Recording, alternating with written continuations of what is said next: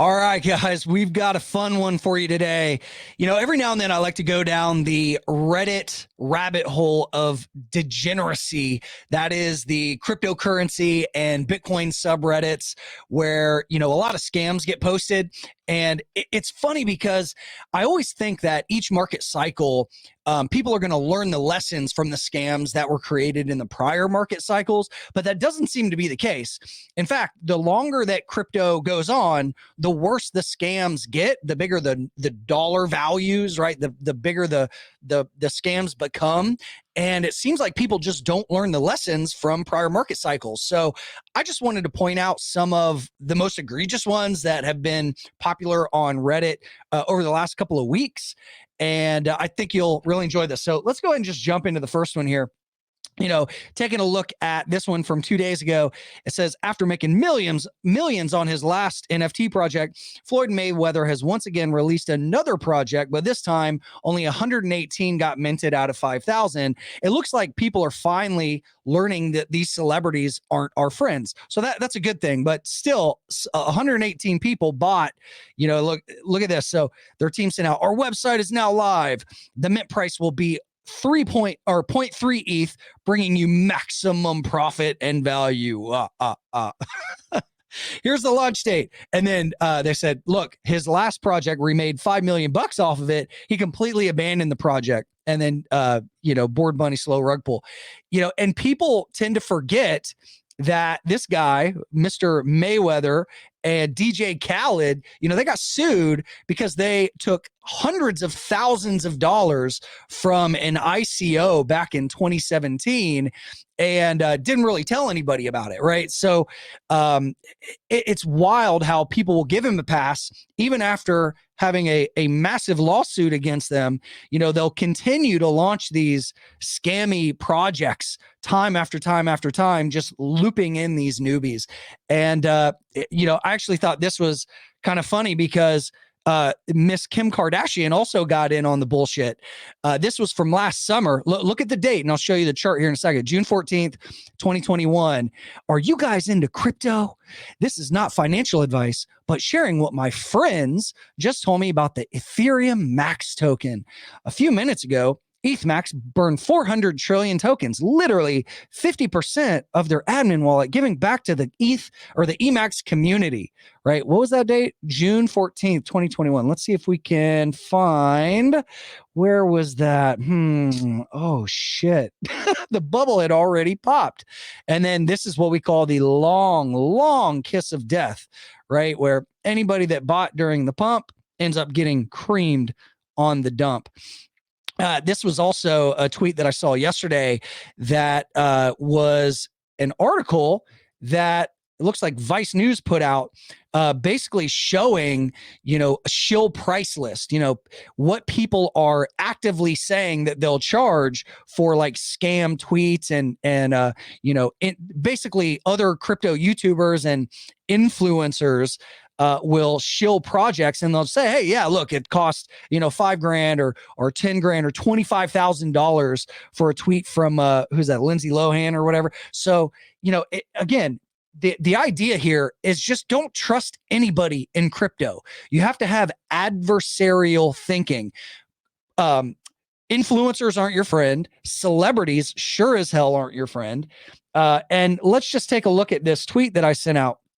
Said, look, guys, don't put public figures on a pedestal. Look how many previously loved crypto cult leaders have created things like Ponzi schemes, pump and dumps, and exit scams. Approach everything in crypto from an adversarial competitive mindset. And this was funny. Somebody said, well, what about you, Chris? Are you to be trusted?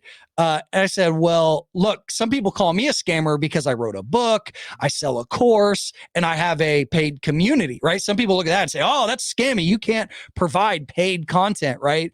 But one thing I guess you guys will absolutely know for me is I'm not going to take any money to promote any of this shit. In fact, I've passed up literally tens of millions of dollars in offered promotions from crypto projects since it really started 2016, 2017. But I've always just said no, look, it's not worth it. And I just think it's really important, again, to not trust anybody. And anytime you see somebody in the public promoting something, ask, what is the ulterior motive? Are they getting paid to talk about it? Or is it something they really believe in? Let's keep going. So the next one here is YouTuber Ben Phillips has been exposed in a video by CoffeeZilla for running a $12 million pump and dump scheme to his followers. I don't know who Ben Phillips is, but this was kind of floating around the internet and just basically explaining, how he cashed out like 700 grand in tokens. Again, don't trust anybody. This, I remember when the Safe Moon thing was really big, I had a lot of shills on Twitter attacking me for saying not so friendly things in some live classes that I was doing. But again, let's not take my word for it. Let's take a look at the chart. Again, same shit. Pump, dump, dead cat bounce, fade into oblivion, right? This has happened with so many damn projects over the years. And one thing I also want to just tell you guys is there's something called survivorship bias, right? Meaning when you look at the leaderboard on, say, Coin Market Cap or Masari, what you're seeing there is the coins that are alive, right? So when you look at this and you see something that has basically no volume and then it's still got a massive market cap, I mean, this is obviously bullshit. But one thing that you got to be careful of is when you go and you look at the leaderboard here, what you're seeing here is some high quality projects, but when you get outside of like the top 10, 15, 20, a lot of these, you're seeing the ones that are surviving now. What you're not seeing are the ones that have died in previous market cycles. So don't assume that everything that's in the top 50 or 100 is going to be there forever, because the odds are that 99% of these things are going to zero in the long term. So next thing, let's take a look at, talked about Mr. Ben, talked about Ethereum Max. Next post, this was from a few days ago. Wolf of Wall Street inspiration Jordan Belfort reportedly charged $40,000 for a 2-day crypto workshop at his Miami estate 3 years after he called Bitcoin a mass delusion. Yeah, this doesn't surprise me. I remember when Belfort was talking shit about Bitcoin, and he was just blah, blah, blah, blah, blah, right? Just out there, just talking so much crap. And then this is what typically happens, right? People push away Bitcoin and they say it's a scam, it's crap. And then they go, oh, you know what? I can make some easy money off of this. And then they either do stuff like this where they act like they're an expert on it, or they launch a NFT, or they launch an ICO pump and dump scam, or, there's so many different ways that you can make easy, illegitimate, scammy money in crypto. But again, you've just got to look at this and say, well, what's this guy's intentions? Well, he was obviously talking shit about Bitcoin for so many years. And then all of a sudden he has enough value to charge 40 grand for a crypto workshop. Come on, dude. Next one. This is actually quoting a post that has been deleted, but I wanted to bring this up because I think there's like a good kind of trading lesson in here. So basically this says that this post, which has been taken down, the OP claims that he accumulated his wealth by combing through the vast sea of micro cap shit coins on CoinGecko and picking winners. Don't listen to him. Even if this meets all of his criteria, there's still not a good chance it'll become valuable. And then this person went back and found out that, just a couple of weeks ago, he created another post saying, I try to get in early, but it's hard to find these gems. I'm crying here with my 5% gains. How are people getting these 100x coins?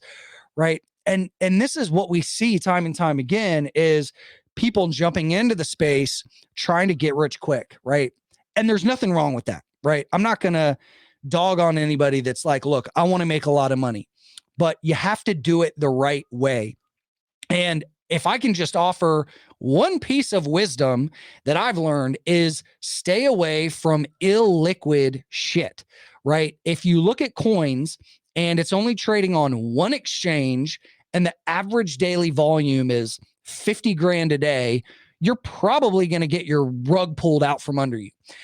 What I like to look for is projects, cryptocurrencies, whatever you want to call them, that have good exchange diversification, meaning it trades on US exchanges and Asian exchanges, right? If it trades on Binance and Kraken and Coinbase and KuCoin and on, where you have 5, 10 or more legitimate exchanges, right?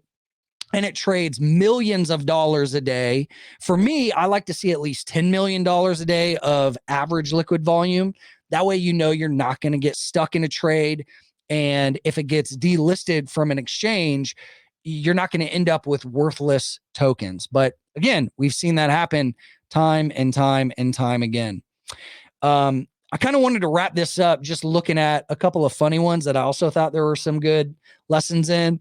This was a post. It said isodal. And it's a Mercedes, right? It's SL 550. That's not a cheap car, you know. So we've seen so many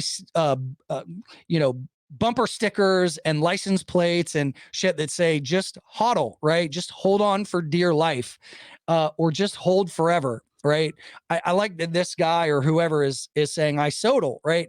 And I think the lesson here is take hard profits outside of the crypto ecosystem, right? Like, you don't have to be a brain dead cult follower. I don't care if it's Bitcoin or whatever insert, altcoin or NFT project. If you make a life-changing amount of money, pull some of that shit out, right? Like, improve the quality of your life.